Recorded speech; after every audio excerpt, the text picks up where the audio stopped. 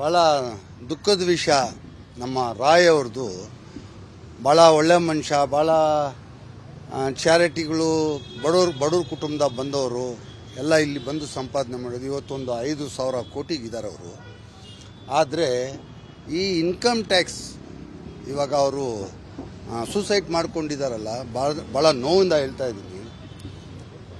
ಇವ್ರಿಗೆ ಇವಾಗ ಸಿದ್ಧಾರ್ಥ್ ಅವರು ಇದಾರಲ್ಲ, ಸಿದ್ಧಾರ್ಥ್ ಅವ್ರು ಹೆಂಗೆ ಡೆತ್ ಆಯಿತು ಅವ್ರದ್ದು ಇದೇ ಥರ ಡೆತ್ ಆಯಿತು.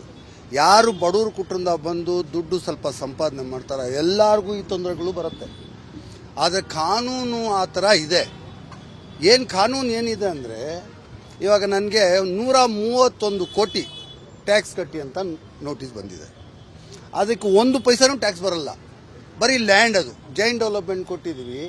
ಆ ಲ್ಯಾಂಡ್ ಮೇಲೆ ಕ್ಯಾಪಿಟಲ್ ಗೈನ್ ಅಂತಾರೆ. ಕ್ಯಾಪಿಟಲ್ ಗೈನ್ 131 ಕೋಟಿ ಸೇಲ್ ಮಾಡಿ ದುಡ್ಡು ಬಂದ್ರಲ್ಲ ಟ್ಯಾಕ್ಸ್ ಕಟ್ಟಕ್ಕೆ. ಸೇಲೇ ಆಗಿಲ್ಲ ಅಂದ್ರೆ ದುಡ್ಡು ಎಲ್ಲಿ ಕಟ್ತಾರೆ? ಒಂದು ನನಗೆ ಆಗಿರೋ ಘಟನೆಗಳು. ಆಮೇಲೆ ನಾನು ಉಮ್ರಾ ಚಾರಿಟಬಲ್ ಫೌಂಡೇಶನ್ ಅಂತ ನನ್ನೊಂದು ಟ್ರಸ್ಟ್ ಇದೆ. ಆ ಟ್ರಸ್ಟಿಂದ ಒಂದು 160-180 ಕೋಟಿವರೆಗೂ ನಾನು ಚಾರಿಟಿ ಕೊಟ್ಟಿದ್ದೆ. ಅದು ನನ್ನ ಸ್ವಂತ ದುಡ್ಡು, ನನ್ನ ಸ್ವಂತ ಇದರಿಂದ ಸಂಪಾದನೆ ಮಾಡಿರೋ ದುಡ್ಡು. ಅದು ಬೇರೆ ಬೇರೆ ಒಂದು 8-9 ಕಂಪ್ನಿಯಿಂದ ಬಂದಿರೋ ಲಾಭದಿಂದ ಆ ಕಂಪನಿಗೆ ನಾವು ಡೊನೇಷನ್ ಕೊಟ್ಟು ಇವಾಗ ಅದು ಚಾರಿಟಿ ಮಾಡಿದ್ವಿ. ಆ ಡೊನೇಷನ್ ಕೊಟ್ಟಿದ್ದಂತ ಹೇಳ್ಬಿಟ್ಟು ನನ್ನ ಮೇಲೆ 8 ಕೇಸ್ ರಿಜಿಸ್ಟರ್ ಮಾಡ್ತಾರೆ, ಚಾರಿಟಿ ಕೊಟ್ಟಿದ್ದೀನಿ ಅಂತ. ಇನ್ಕಮ್ ಟ್ಯಾಕ್ಸ್ನವರು ಎಲ್ಲರೂ ಭಯ ಬೀಳ್ತಾರೆ. ಇಲ್ಲಿ ನಾನು ಹೇಳ್ದಂಗೆ ಯಾರು ಹೇಳಲ್ಲ.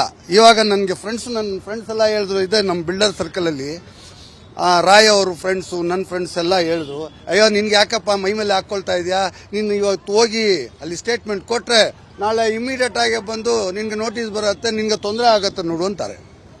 ಈ ಥರ ಸಿಸ್ಟಮೇ ಆ ಥರ ಚೇಂಜ್ ಆಗಿಬಿಟ್ಟಿದೆ.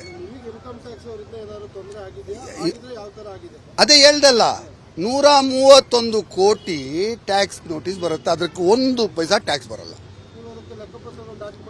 ಎಲ್ಲ ಇರತ್ತೆ. ಪ್ರಾಪರ್ಟಿ, ನಾನು ಒಂದು ಪ್ರಾಪರ್ಟಿ ನಿಮಗೆ ಜೈನ್ ಡೆವಲಪ್ಮೆಂಟ್ ಕೊಟ್ಟಿದ್ದೀನಿ, ಅದು ಬಿಲ್ಡಿಂಗ್ ಕಟ್ಟಿದ ಮೇಲೆ ಆ ಪ್ರಾಪರ್ಟಿಗೆ ಟ್ಯಾಕ್ಸ್ ಬರುತ್ತೆ. ಬಿಲ್ಡಿಂಗ್ ಮಾರಿಲ್ಲ ಅಂದ್ರೆ ಎಲ್ಲಿ ಟ್ಯಾಕ್ಸ್ ಬರುತ್ತೆ?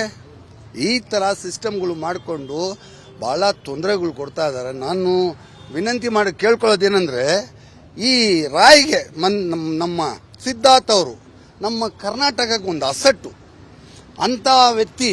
ಅವರು ಈ ಕಾಫಿ ಡೇ ಅಂತ ಸಾವಿರಾರು ಕೋಟಿ ಕಂಪನಿ ಮಾಡಿದ್ರು, 1,000 ಎಕರೆ ಮೇಲೆ ಅವ್ರಿಗೆ ಲ್ಯಾಂಡ್ ಇಟ್ಕೊಂಡು, 10,000 ಎಕರೆ ಮೇಲೆ ಲ್ಯಾಂಡ್ ಇಟ್ಕೊಂಡು, ಅಷ್ಟು ದೊಡ್ಡ ಎಂಪೈರು ಒಂದೇ ಸೆಕೆಂಡಲ್ಲಿ ಅವ್ರಿಗೆ ಅವಮಾನ ಆಯ್ತು ಅಂತ ಹೇಳ್ಬಿಟ್ಟು ಅವ್ರು ಹೋಗಿ ಸೂಸೈಡ್ ಮಾಡಿಕೊಂಡ್ರು.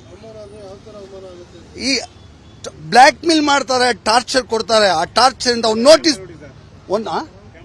ಒಂದು ನೋಟಿಸ್ ಕೊಟ್ಟರೆ ಆ ನೋಟಿಸ್ ಮೇಲೆ ರಾತ್ರಿ ನಿದ್ರೆ ಹೋಗ್ಬಿಡತ್ತೆ. ದುಡ್ಡು ಸಂಪಾದನೆ ಮಾಡಬೇಕಂದ್ರೆ ಬಹಳ ಸುಲಭ. ಅದನ್ನ ಉಳಿಸ್ಕೋಬೇಕಂದ್ರೆ ಇರೋ ತೊಂದರೆ ದೇವ್ರಿಗೆ ಹೇಳ್ಬೇಕು. ನಾವು ಒಂದ್ಸಲಿ ಆ ಲೆವೆಲ್ಗೆ ಬಂದ್ಬಿಟ್ಟಿದ್ವಿ. ಇವಾಗ ನಾನು ಕೀಳ್ ಲೆವೆಲ್ಗೆ ಹೋಗೋಕ್ಕಾಗತ್ತಾ?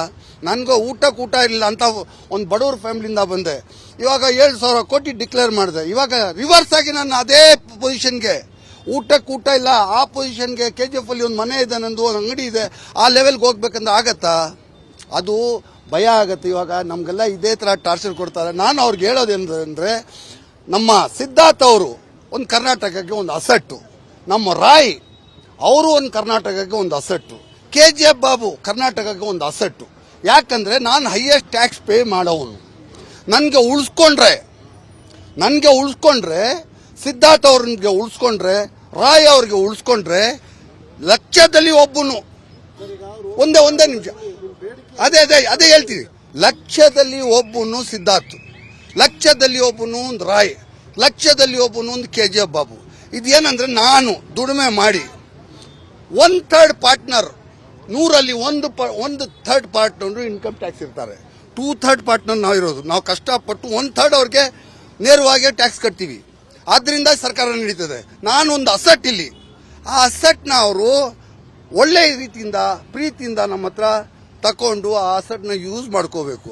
ಅದನ್ನ ಬಿಟ್ಟು ಈ ತರ ಕಿರ್ಕುಲ ಕೊಟ್ಟು ಈ ತರ ತೊಂದರೆಗಳು ಕೊಟ್ರೆ, ಒಬ್ಬೊಬ್ಬನು ಒಂದು ಸಿದ್ಧಾರ್ಥ್ ಸತ್ತೋದ್ರು, ಒಂದು ರಾಯ್ ಸತ್ತೋದ್ರು, ಇವಾಗ KGF ಬಾಬು ಒಂದು ಸತ್ತೋಗ್ತಾನೆ.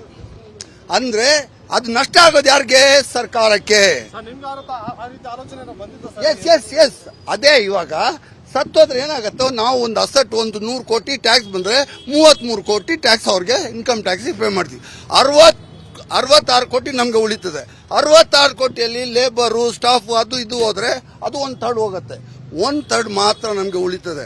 ನಾವು ಕಷ್ಟಪಟ್ಟು ಇನ್ಕಮ್ ಟ್ಯಾಕ್ಸ್ ಕಟ್ತೀವಲ್ಲ, ಅದನ್ನ ನಮ್ಮಂತ ಅವ್ರನ್ನ ಉಳಿಸ್ಕೋಬೇಕು ಅಂತ ನಾನು ವಿನಂತಿ ಮಾಡಿ ನಮ್ಮ ಅಫಿಷಿಯಲ್ಸು, ಯಾವುದು ಇನ್ಕಮ್ ಟ್ಯಾಕ್ಸ್ ಅಫಿಷಿಯಲ್ಗೆ ನಾನು ಒಂದು ರಿಕ್ವೆಸ್ಟ್ ಮಾಡಿ ಹೇಳೋದೇನೆಂದ್ರೆ, ಅವ್ರಿಗೆ ಒಂದು ಒಳ್ಳೆ ಬುದ್ಧಿ ಬಂದ್ರು ಈ ತರ ಟಾರ್ಚರ್ ಕೊಡಬಾರ್ದು. ನಮ್ಮನ್ನು ಉಳಿಸ್ಕೊಂಡ್ರೆ ಸರ್ಕಾರ ನಡೀತದೆ, ಟ್ಯಾಕ್ಸ್ ಬರುತ್ತೆ, ರೆವೆನ್ಯೂ ಬರುತ್ತೆ ಅಂತ ನಾನು ಕೇಳ್ಕೊಳ್ತಾ ಇದ್ದೀನಿ. ಏನಾದ್ರು ಹೆಚ್ಚು ಕಡಿಮೆ ಮಾತಾಡಿದ್ರೆ ದಯವಿಟ್ಟು ಕ್ಷಮೆ ಮಾಡಬೇಕು. ನನ್ನ ಮಾತಲ್ಲಿ ಏನಾದ್ರು ತಪ್ಪಾಗಿದೆ ಅದಕ್ಕೂ ಕ್ಷಮೆ ಮಾಡಬೇಕು. ಮೀಡಿಯಾ ಯಾರಂದ್ರೆ ನನಗೆ ಶಕ್ತಿ, ಮೀಡಿಯಾ ಯಾರಂದ್ರೆ ನಮ್ಮ ಅಣ್ಣ ತಮ್ಮಂದರು. ನಿರ್ಭೀತ, ನಿಷ್ಪಕ್ಷಪಾತ, ವಿಶ್ವಾಸಾರ್ಹ ಸುದ್ದಿಗಳಿಗೆ ಮತ್ತೊಂದು ಹೆಸರಾಗಿರೋ News18 ಕನ್ನಡ ಈಗ ಆಪ್ನಲ್ಲೂ ಲಭ್ಯ ಇದೆ. ದಯವಿಟ್ಟು ಇಲ್ಲಿರೋ QR ಕೋಡ್ ಅನ್ನ ಸ್ಕ್ಯಾನ್ ಮಾಡಿಕೊಂಡು ಆಪ್ ಡೌನ್ಲೋಡ್ ಮಾಡೋದಕ್ಕೆ ಮರಿಬೇಡಿ. ನಿಮ್ಮ ಬೆಂಬಲ ಹೀಗೆ ಸದಾ ನಮ್ಮೊಂದಿಗಿರಲಿ. ಧನ್ಯವಾದ.